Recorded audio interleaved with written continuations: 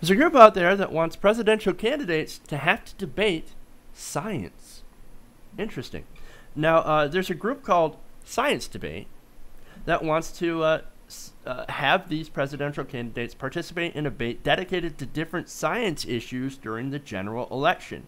And this is from this is reported in Raw Story, but the original is in Think Progress.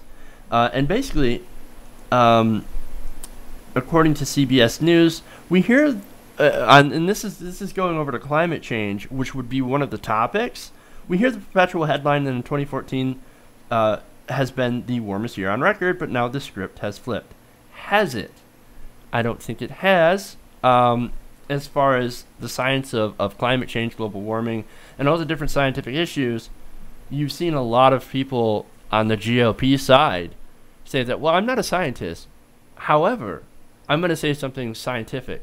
So I think it's a good idea to get all these people together and to really kind of have their views on climate change, views on different environmental or science issues get aired out. What do you think? I mean, are they just talking the GOP side of the coin, or are they talking I think like it's everybody. everybody? You know, I have mixed feelings a little bit, and here's why. I mean, obviously, it's going to come up in the debate some, but I think to have a science-oriented debate, if they had a science-oriented debate in the GOP field, I would almost see it as a complete waste of time.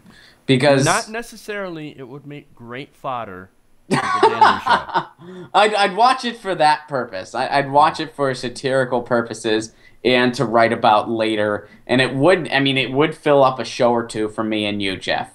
Entertainment value. Yeah, Oodles. all right. So it's a waste of time wasn't the right way to put it. But I would see it as, first of all, you know, and I've said this before, so many people on the right, you know, especially like some of the people that would be in that debate, you know, they cling to faith and religion and stuff like that. You cannot debate a science against a pseudoscience. It is just flat up impossible. Like it's just it doesn't work that way. You can't do that. So you'd have that problem right away, where they're just like, well, you know, I think that maybe it was, you know, like we don't know anything about our creator, and it's just this or that, or and how do we know? And so I think it would just become this sort of anti-intellectual race to the bottom. And that would be what the debate would be. So in a way, I'd almost be like, you know, I don't need to highlight that, because then if a bunch of people that are maybe undecided on the issues, or maybe kind of just passively paying attention to them, they're going to see these people that are presumably those that you want to make decisions for you, that are presumably examples of what's going on in society. They're going to see that and think, oh, of course, I guess that, you know, climate change denial is just a thing, and that's more reflexive of the status quo. And then I think you're going to see the amount of, you know, just climate change denial and stuff like that. You're going to see that go up. I disagree. I disagree with that. I think, okay, so it really depends on the moderator asking the hard Okay. questions. You'd Okay. have to have a good moderator that actually focuses on the facts and asks hard questions. Now, to your point, that actually might be very difficult to find. So Yeah. let that right there would back you up. That would be a fair point. But I think, as a personal note, I think that if you have stupid ideas, those ideas should be on display for everyone. Stupid, All right. stupid should not be hidden. Okay. I want Fair to know enough. exactly where you are. Why do you think that way? For example, if you're talking to Jim Inhofe, right? You want to ask him, okay, so what made you think about going and getting a snowball and throwing it on the floor of Congress? Like, what is your mindset? What do you actually think? What do you actually believe? Like, what is this? You know, explain to me how you can come to this logical conclusion. And I think that once, and you're not going to win over everybody with this approach, obviously, but I think most rational people will look at the rationale behind some of their stuff, or the lack of rationale, I should say, behind a lot of climate denialism, and they'll be like, man, that don't make no sense. That's kind of dumb. Maybe I should look into the facts. Well, all right, maybe, but I mean, let's say you're somebody that doesn't really pay much attention, which a lot, a lot of Americans don't. Fair enough. And then you see, this group of politicians, maybe it's Rick Santorum, whoever else they get from the clown car, and you see them, they're talking about climate change. They're straight up saying, well, it only goes back so long, and there's no scientific consensus. That's not always a good thing. Look at Galileo. Oh, Jesus, whatever they're going to say. And they say all that stuff, and a general person sees this where, like the rational person in that discussion is the person that says maybe climate change is happening. This is in no way reflexive of the status quo. It's completely discounting the peer-reviewed science community. But somebody sees that and they think, well, I guess this is just what's going on. This has been laid out for me by my friendly politicians that dumb it down. And they start thinking, well, of course it's all a hoax. Well, that's what I would think.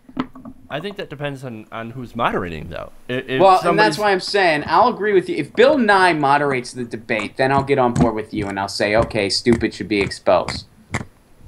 Okay. But I don't think it's going to be that. I think it's going to be some soft, just passive moderator that's going to play their game, because so often that's what the moderators do in these things. I'll concede a lot of that point, but nonetheless, I also want to point back to during 2012, Candy Crowley, who was actually kind of tough on Romney.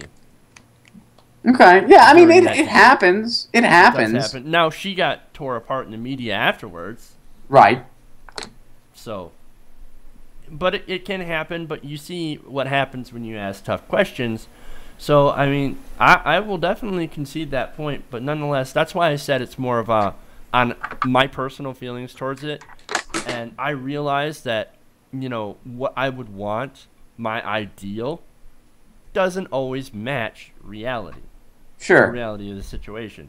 So I think on substance, you're right, but on me being the idealistic, person that I am, somebody's got to be, Jeff. Right. Yeah. Well, somebody's got to be positive, right? Right.